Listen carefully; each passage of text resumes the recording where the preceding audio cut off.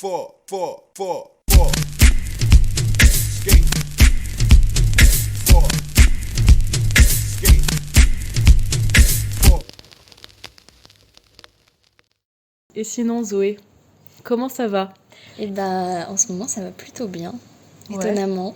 Je suis dans une période un peu de doute et de changement, mais ça va globalement bien, puisque le plus important est là, je pense.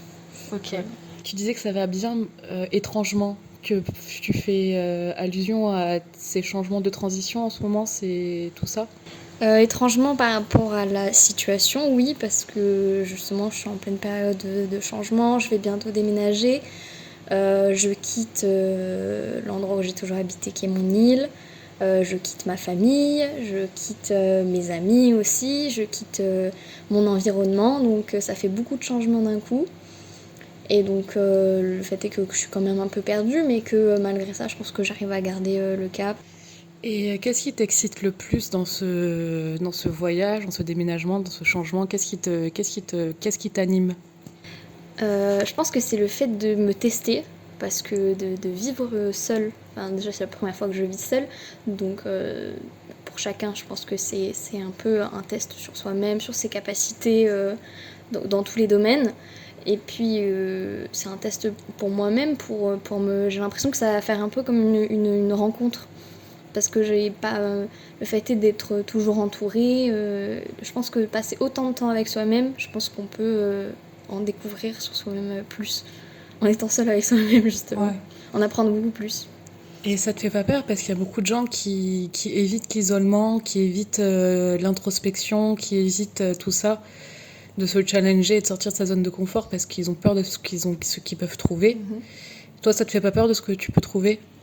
Si, j'ai peur de ce que je peux trouver, mais j'ai une certitude, c'est que j'ai quand même confiance en mes capacités, j'ai confiance en moi-même, et je me dis que partout où je serai jamais seule, parce que je serai accompagnée de moi-même. Je sais que j'ai confiance en mes capacités, et non, je pense pas être trop en insécurité d'être seule sur ce plan-là. Et donc là, grosse transition, gros changement. Qu'est-ce que tu peux nous expliquer un petit peu ce que tu vas faire sur le continent? Alors, je pars pour réaliser mon rêve de petite fille, parce que je vais, en tout cas, je vais faire de la danse la majorité de mon temps. Donc je vais suivre une formation de danseuse, donc 20 heures par semaine, très intensif. Donc c'est évidemment un énorme plaisir, parce que c'est ce dont je rêve depuis que je suis toute petite. Moi je fais de la danse depuis que j'ai 6 ans, même depuis que j'en ai 3, à vrai dire. Et j'ai toujours voulu faire ça, et je me suis rendu compte que j'avais les capacités, où j'ai cru en moi-même qu'il y a 1 ou 2 ans, où je me suis vraiment dit que c'était possible. Et là justement je me lance, parce que je me dis que c'est le meilleur moment où je puisse me lancer. Je suis jeune, je viens de finir ma licence, je viens de finir mes études, que c'est vraiment le moment où j'en ai le plus envie, et je pense où j'en ai le plus les capacités aussi. Et j'ai pas vraiment, on va pas dire que ma passion elle s'est révélée super tôt non plus. Dès 3 ans, je pense que je me suis, même si je l'ai dit tout à l'heure, c'était mon rêve de petite fille, mais comme toutes les petites filles, de devenir ballerine. Mais je pense que j'y ai jamais vraiment cru, le fait que je fasse ça de ma vie, de mon métier. En plus, mon parcours de danse, il est un peu spécial, parce que justement, j'ai dansé pendant très longtemps, comme ça, sans pas beaucoup animée d'une quelconque passion foudroyante. Et je trouve que en fait, je forçais pas trop. Et à un moment, j'ai perdu mon grand-père. Et je sais pas pourquoi, cet événement, il m'a marqué, parce que j'étais un peu jeune, j'avais 9 ans. Et mon grand-père, c'était vraiment un pilier pour moi.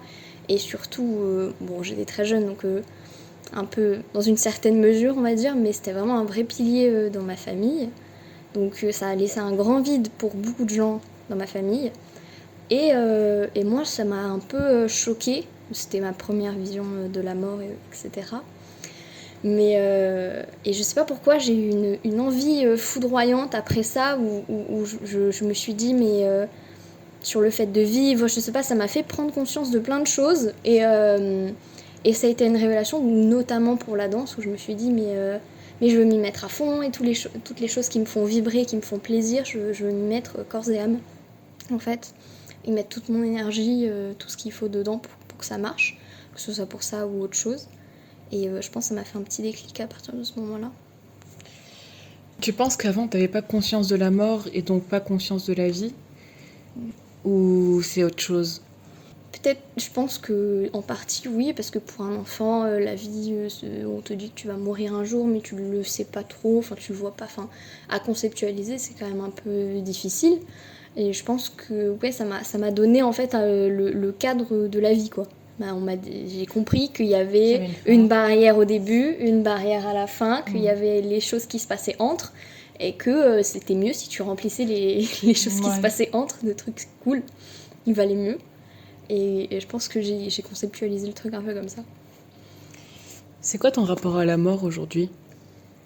Alors, je crois étonnamment, c'est un truc auquel je pense souvent. Ouais, c'est combien bizarre. de fois par jour? Peut-être pas tous les jours, mais en tout cas au moins peut-être 2-3 fois par semaine. Parce que justement, j'ai l'impression à chaque fois que je pense à la mort, c'est souvent pas dans des moments, de manière triste, de manière angoissante. Quand je pense à la mort, c'est très souvent à l'inverse, dans des moments de bonheur, où je me dis, waouh, si après ça, très souvent je fais des constats dans ma vie où je me dis, je pense que si je mourais là, je serais en paix, tu vois, pas que ça me dérangerait pas parce que bon oui bien sûr il y a plein de choses qui restent à faire, tu partirais sereine quoi. J'ai l'impression d'avoir une sérénité avec ça et je me suis vraiment positionnée sur plein de choses en me disant, en me projetant, en me disant ouais mais si là il t'arrive ça et je me suis toujours dit que je voulais être ok avec ça et je voulais pas que ça m'angoisse, que je voulais l'accueillir sereinement. Même à mon jeune âge, je voulais que ça soit un truc qui me... Donc souvent, j'y pense dans des moments de bonheur où je me dis, là, je suis contente d'avoir fait ça avant d'être morte.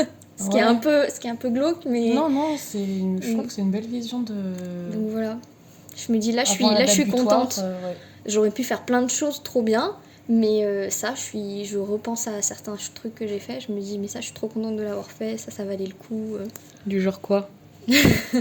Du genre, je sais pas si j'ai beaucoup d'exemples, mais des fois c'est des moments cons, des moments de bonheur, de vie, voilà, des moments de rire avec ses amis, justement, des moments de tendresse avec ceux qu'on aime, où tu te dis, waouh, mais là ça me fait...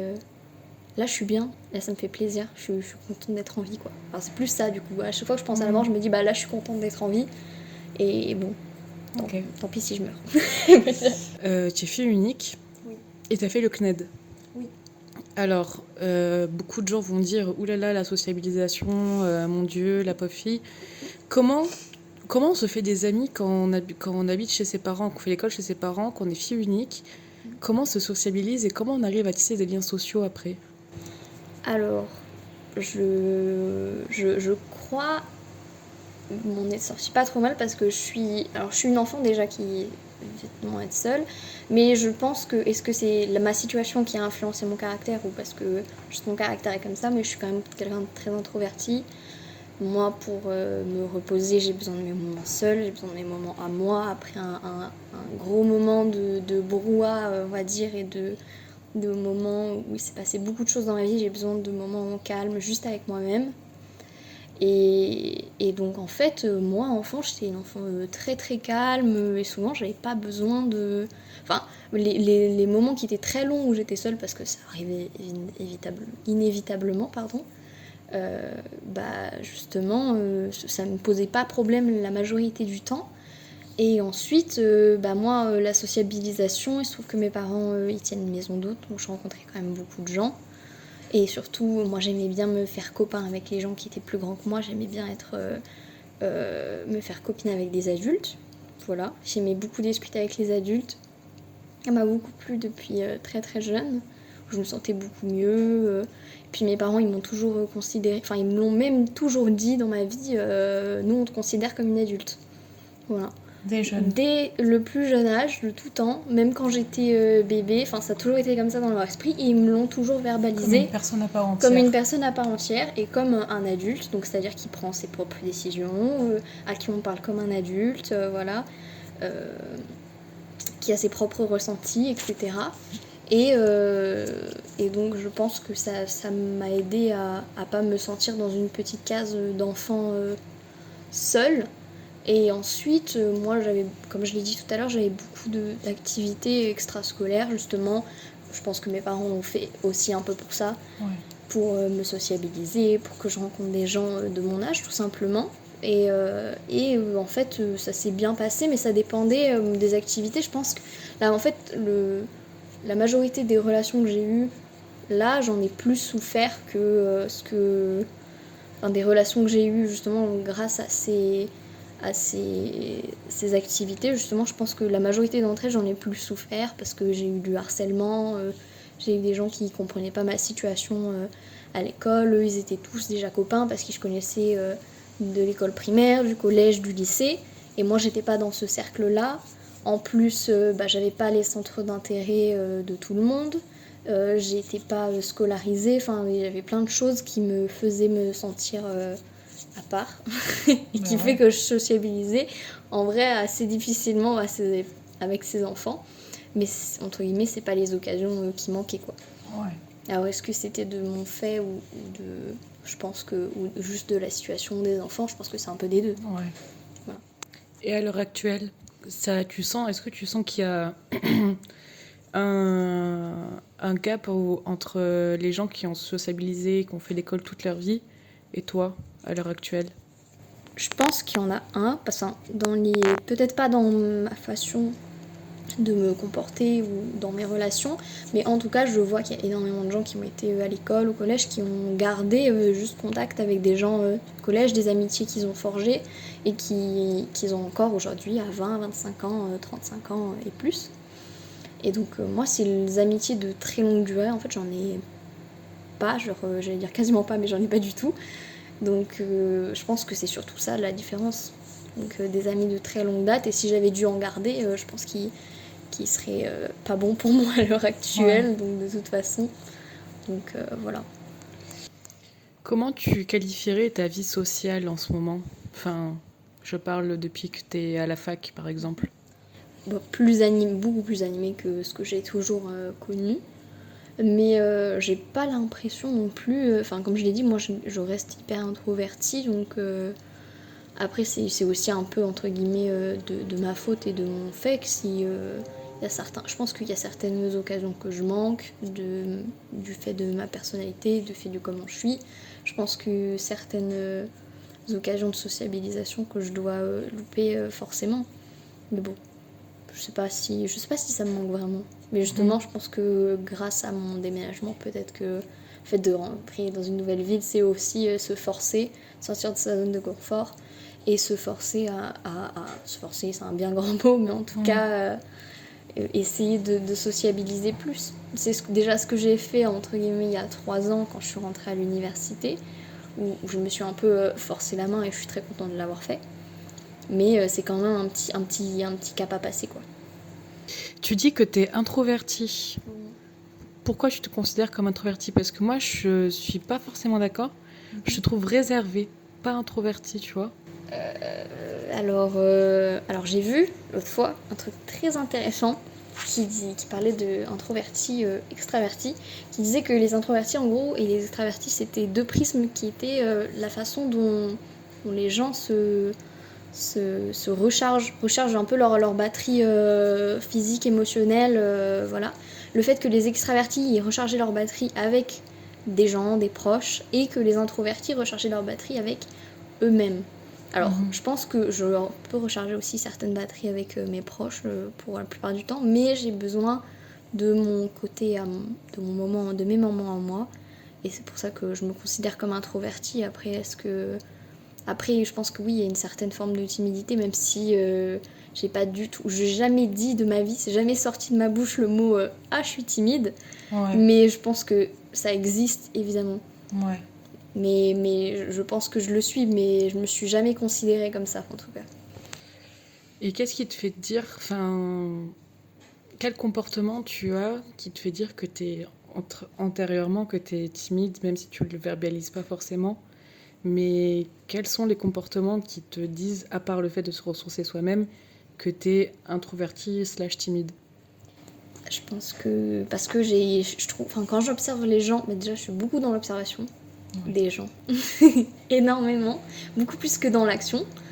Enfin ça dépend sur quoi, mais en tout cas j'analyse énormément, ce qui est peut-être un petit défaut de ma part, mais et quand je vois les gens qui ont des facilités, dont toi Maria, enfin je trouve, après c'est mon point de vue pour Ouais. moi, mais justement et d'autres gens qui ont des facilités à communiquer, à sociabiliser, à rentrer justement en connexion avec des gens comme ça, je me dis mais moi, mais même pas le quart, je serais capable de faire ça, donc je pense que oui, de ce fait-là, je pense que je suis un peu timide.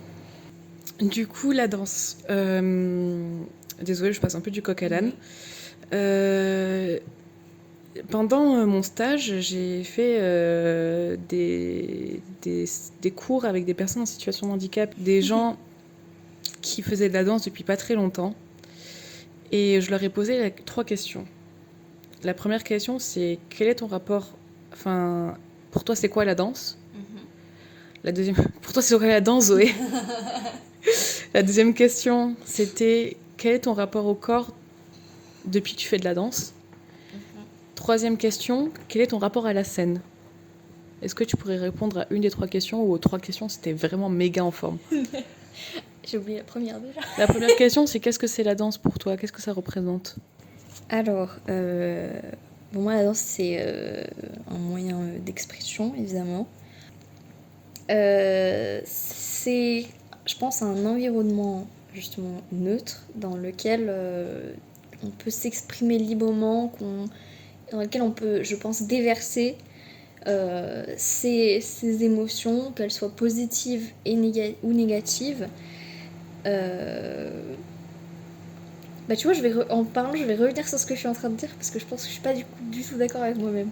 Je pense que c'est en fait, ça y est, j'ai ma métaphore. Alors, Vas-y. c'est une petite maison Ouais. neutre Ouais. sur lequel tu laisses sur le pas de la porte, je pense, toutes tes émotions, qu'elles soient positives ou négatives. Et je pense que tu en laisses entrer que certaines lorsque tu le désires et lorsque tu en as besoin surtout. Parce que je pense que, enfin, en tout cas pour moi, déverser voilà, l'intégralité de ses émotions dans la danse, parfois c'est un peu destructeur. Et c'est destructeur quand c'est des moments où ça va pas bien, mais aussi je pense que ça peut ne pas forcément faire du bien non plus quand ça va bien, parce que je pense que ça crée un déséquilibre. Et moi je suis pour le fait d'essayer d'équilibrer tous nos moments pour essayer justement de contrebalancer. Quand ça va pas bien, on met un peu de bien, et quand ça va très très bien, on essaie de se calmer un peu pour rester sur une neutralité. Et je pense que la danse c'est un peu ça justement, ça permet au compte-gouttes de laisser entrer ce qu'on veut et de s'exprimer sur ce qu'on veut sans justement être assailli par toutes nos émotions, nos problèmes, enfin tout ce qu'on repousse un peu. Du coup, je disais que c'était très intéressant. C'est un peu comme une maîtrise de tes émotions. Enfin, tu disais que c'était une expression, mais c'est aussi une maîtrise dans le sens où tu montres ce que tu as envie de montrer, tu ressens ce que tu as envie de ressentir. C'est un moment où justement qui est aussi pour soi-même, qui permet de se canaliser, je pense, de canaliser ses pensées. Et c'est pour ça que je parlais du fait de faire entrer au compte-gouttes ou non, parce que justement ça peut être soit un moment au calme, sans penser à rien, tout à fait, ou justement essayer de choisir une seule chose et d'essayer de le travailler au travers de la danse, justement, et d'essayer justement de penser un peu une plaie, mais une seule. Et souvent, moi, mon problème dans la vie, c'est que dès que j'ai un truc qui va pas, j'ai l'impression qu'il y en a 1000 qui se chevauchent, et tout de suite ça me fait une montagne, et tout de suite il y a tout qui s'enchaîne, et tout de suite ça me paraît insurmontable, alors qu'à la base j'avais qu'un seul problème. Sauf que le fait est que ce problème m'affecte, qui fait que j'ai l'impression qu'il s'amoncelle. Et alors que, en fait, peut-être qu'il y en avait que un ou deux qu'il fallait régler un par un, quoi, sans Ok. paniquer. Mon autre question, c'était, c'est quoi ton rapport au corps, à ton corps ou au corps de l'autre depuis que tu fais de la danse? Alors, comme j'ai dit, comme j'ai l'impression que je fais de la danse, enfin, moi en tout cas, je fais de la danse depuis toujours. Enfin, dans mon rapport au corps, en tout cas, j'ai l'impression que je fais de la danse depuis toujours, donc j'ai toujours eu l'impression que c'était lié. Donc je pense que répondre à la question depuis que je fais de la danse, c'est compliqué pour moi. Mais mon rapport au corps par rapport à la danse, j'ai l'impression qu'en fait, c'est le même. Parce que quand je me sens mal par rapport à moi, j'ai plus envie de danser en fait. Donc ça l'affecte en ça. Et puis aussi mon rapport au corps, il n'est pas juste je l'aime pas. Il y a plusieurs phases, plusieurs éléments qui font que. Et du coup, en fait, je pense que ça va m'amener à différentes façons de danser, justement. Ces différents états, je pense, affectent ma façon de danser et fait que j'ai plusieurs états, plusieurs façons de danser qui, justement, chacun se lient entre eux. Et j'ai jamais eu, enfin, on va dire à peu près depuis l'adolescence, à part par période où vraiment des fois ça va pas très bien, mais sinon je vais pas dire que je suis quelqu'un d'extrêmement complexé non plus, parce que je pense pas l'être. En tout cas pas depuis mon adolescence qui a été un peu compliquée, mais bon, comme tout le monde. Et sinon, je crois que ça va. Et donc ça a beaucoup moins d'impact sur ma façon de danser, sur la danse que je produis. Ok. Et c'est quoi ton rapport à la scène? Alors, mon rapport à la scène, je trouve que celle-là, c'est la plus dure. Elle est dure, hein. Celle-là, c'est la plus dure. Vraiment, la scène, c'est beaucoup plus... comme je disais tout à l'heure, danser, on peut danser pour soi, on peut danser dans différentes façons, différents endroits. Le rapport à la scène, c'est réellement un exutoire, par contre. Je suis là où pour moi, c'est tout lâcher. Quand tu es sur scène, tu lâches tout.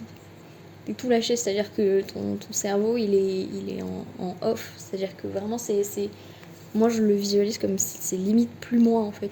Ouais, un peu en pleine conscience de ton truc et du coup tu oublies tout ce qu'il y a. C'est ça, mais c'est limite on va dire presque, j'allais dire, un genre d'alter ego qui fait que quand t'es sur scène, il peut tout se passer et tout, c'est plus vraiment toi. Je me mets dans des conditions mentales qui font que je suis dans une concentration maximale où il n'y a plus rien qui existe, en fait, à part ça sur le moment, je pense. Et comment tu gères le stress d'avant-scène ou le trac? Est-ce que déjà tu en as? Oui, j'en ai très souvent, et la majorité du temps, je gère mal. Je gère mal. Non, je vais donner une anecdote. Bon, je sais pas si tu le laisseras, Maria. On verra. On verra, parce qu'elle est un peu dégueu. Je me disais, bon, dégueu. Bon. Enfin, je faisais des concours quand j'étais jeune. Et en fait, genre, avant chaque concours, c'était horrible parce que je mangeais pas, genre, 24 heures avant. Le matin, je vomissais. Une fois, j'ai vomi devant le théâtre de Bastia, devant une centaine de gamines qui m'ont toutes regardée. Oh mon dieu, horrible. Parce que c'était le stress de ma vie. Je jouais ma vie, alors que vraiment pas. Ouais. C'était vraiment tout pété.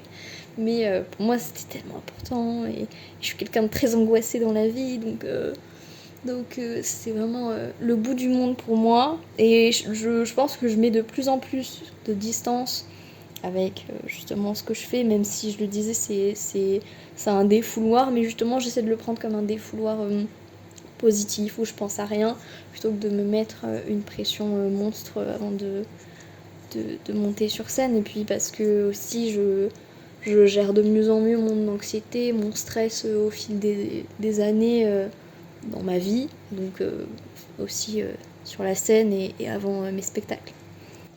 Tu dis que t'es quelqu'un de très angoissée, très anxieuse. Comment? J'ai déjà plusieurs questions là-dessus. Premièrement, tu penses que ça vient d'où? Deuxièmement, comment ça se manifeste? Et troisièmement, comment tu le gères? Alors, ça vient d'où? J'ai découvert... alors, Ça va être long. Non, t'inquiète, on a tout notre temps. Alors, j'ai découvert très récemment, donc j'ai un peu une genre de réponse. Enfin, j'ai très récemment, il y a quelques années, que ma maman était malade et donc qu'elle avait ce genre de problème, d'anxiété, d'angoisse, voilà, problèmes dépressifs, voilà, maniaques, etc. Donc il y a une partie de ça. J'ai découvert aussi, là, encore plus récemment, que je sais que aussi mon père fait des crises d'angoisse depuis qu'il est tout jeune, mais qu'il sait pas ce que c'est. Que c'est moi qui lui ai appris ce que c'était. Et donc c'est aussi quelqu'un de très angoissé, qui gère mal. Et voilà, s'il entend ça. Et bref, c'est la vie, de toute façon il ira pas sur Instagram, c'est pas grave. Et donc du coup et puis aussi j'ai vécu un événement dans ma jeunesse qui m'a vraiment énormément affectée, un événement pas très cool. Et en fait je me suis rappelé que depuis cet événement, je crois que depuis cet événement, j'ai commencé à me ronger les ongles. Ah ouais. Et que c'est un truc qui me suit depuis, maintenant j'ai 20 ans, donc on va dire presque 15 ans. Putain. Et donc vraiment, c'est un truc... et puis, je me souviens de trucs jeunes où j'avais pareil, je savais pas que c'était des crises d'angoisse, mais des moments où je suffoquais, enfant.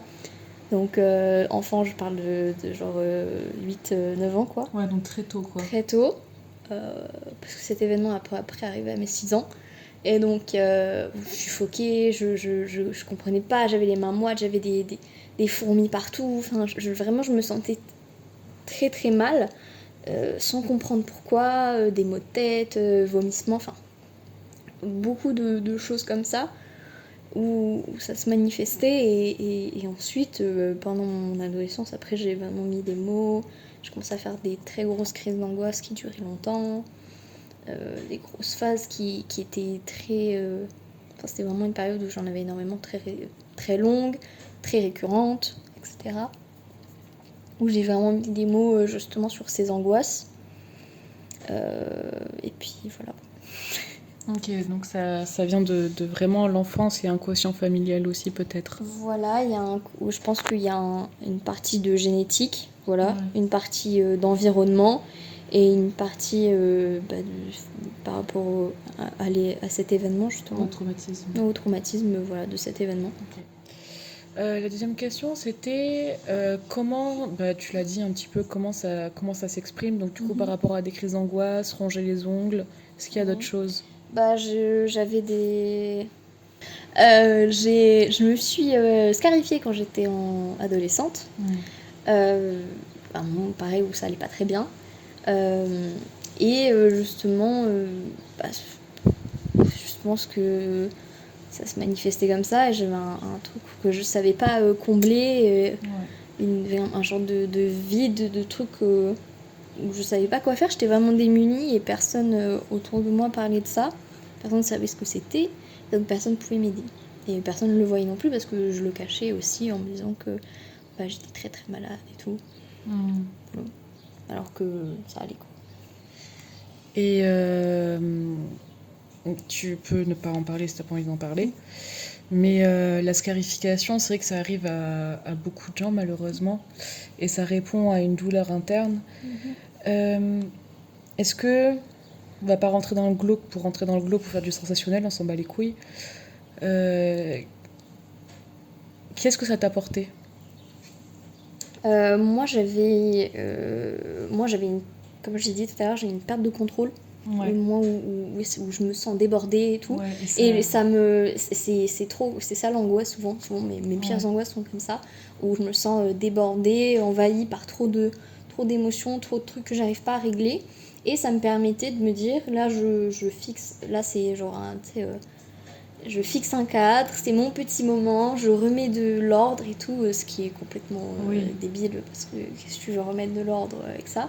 Mais bon, c'était un petit moment de calme où je me disais, là je me concentre que sur ça, ce que tu peux faire avec de la méditation, mais bon, J'y avais pas pensé Oui, bah, à ce quand moment-là. t'as pas les outils, t'as pas les outils. Hein. Donc voilà. Donc c'était où je me disais, c'est ça, une perte de repère aussi, parce que j'avais ça. À un moment, j'avais l'impression, genre pas d'hallucination, mais genre de vomissement, des étourdissements, des genres de trucs comme ça, où je me disais aussi, ça me permettait de me raccrocher au réel, tu sais, de me réancrer en fait. Ouais. Et de me réancrer aussi, un truc avec mon. J'ai beaucoup de problèmes aussi, parce que par rapport à mon rapport au corps aussi, donc où j'avais. Parce que mon traumatisme est lié à ça, donc où j'avais besoin tout simplement de me punir un peu, tu vois, pour avoir des pensées comme ça, ou pour vivre ça, pour ressentir ça, en fait, c'est surtout ça, pour ressentir ça. Ok. Voilà. Et maintenant, comment tu les gères, tes crises d'angoisse? Comment tu gères tes angoisses à l'heure actuelle? Alors mes crises d'angoisse sont beaucoup moins fréquentes, j'en ai de moins en moins, je les règle. En vrai, j'ai pas vraiment de technique. T'as pas de tips? J'ai pas de petits tips, si ce n'est. En fait, quand la crise d'angoisse vient, c'est souvent trop tard. Ouais. Quand c'est la crise, faut laisser passer la crise et après on verra. Mais souvent maintenant, je n'ai quasiment plus de crise d'angoisse parce que j'arrive à prévenir la crise, où j'essaie de me réancrer avant de faire une crise. Donc justement, je fais des trucs tout cons, justement parce que je parlais de choses qui me submergent. Donc je fais des listes, j'écris des trucs où je me dis je vais faire ça, un travail d'analyse, avec beaucoup très pragmatique, où justement en faisant une to-do list, en disant je vais faire ça, ça, ça, j'ai besoin de ça pour ça, là ça va pas, donc j'écris énormément. Ouais. C'est surtout ça qui m'aide. Voilà. Tu relis ce que t'écris? Non, parce que j'ai honte de moi-même. Enfin, je pense que c'est un truc de phase où quand tu te relis, t'es là, ah non, ça pique les yeux, et frissons de malaise. Cringe. Cringe, donc non. La majorité du temps, je relis pas. Ok. Donc là, le podcast touche un petit peu à sa fin. Je vais te poser les questions que je pose à chaque invité. La première question, c'est est-ce que tu veux dire quelque chose aux gens? Est-ce que tu as une recommandation, un livre, un mantra ou un sujet qui te tient à cœur? Essayez de savoir où vous avez mal. Oui, C'est non, important. mais c'est une bonne. Parce que c'est un truc que je dis souvent, lui, il sait pas où est-ce qu'il a mal. Non, mais c'est vrai, c'est important. J'essaie de faire un travail d'analyse de plus en plus pour savoir quels sont mes problèmes, et afin de les régler mieux. Alors c'est un peu nul dit Non, comme pas du ça, tout, pas du tout. mais je pense que c'est important d'identifier ses problèmes afin de mieux les régler. Et c'est dur. Et c'est très dur, c'est pour ça que c'est Ça facile demande à dire. beaucoup d'introspection. C'est facile à dire, mais très difficile à faire. Et c'est un travail qui demande énormément de temps, des mois, des années. Et donc il faut être... si j'ai quelque chose à dire aux gens qui se reconnaîtront peut-être comme moi, c'est il faut être bienveillant envers soi. Parce que je manque très souvent d'empathie envers moi-même. Et je pense qu'il faut être bienveillant et tendre comme on aimerait qu'on le soit avec nous-mêmes. Que les autres le soient avec nous-mêmes. Donc l'être avec soi-même, être son meilleur ami et son amoureux, pour être aussi tendre que possible face aux difficultés de la vie. C'est très beau. Alors, la dernière question, c'est je vais prendre en vidéo une partie de ton corps et il faut que ce soit une partie du corps qui te caractérise. Que, en gros, quand tu vois cette partie de ton corps, enfin, quand tu vois cette vidéo, tu te dis ah, ça c'est moi. Qu'est-ce que ça serait? Ça peut être les cheveux, ça peut être les yeux, ça peut être le nez, ça peut être les vêtements, ça peut être le dos, ça peut être tout ce que tu veux. J'hésite entre deux trucs. Je sais Vas-y. pas si c'est toi qui vas me dire. Soit mon collier, soit mes yeux. Comme tu veux. Yeux, j'ai déjà eu. Ok. Si tu veux, tu peux prendre mon joli collier. C'est ma chaîne de naissance et c'est un petit médaillon en forme de fraise. J'ai jamais vu personne qui a ça, donc... C'est vrai. Et je pense que tout le monde, à chaque fois qu'il voit un truc, c'est que c'est moi. Enfin, C'est personne n'a une fraise autour du cou. C'est vrai. Donc voilà. Je te remercie, Zoé. Et ben merci Maria-Louisa. Gros bisous, Maria-Louisa. Merci d'avoir écouté cet épisode de Et sinon, comment ça va? On se retrouve la semaine prochaine pour un prochain épisode. Bisous, prenez soin de vous.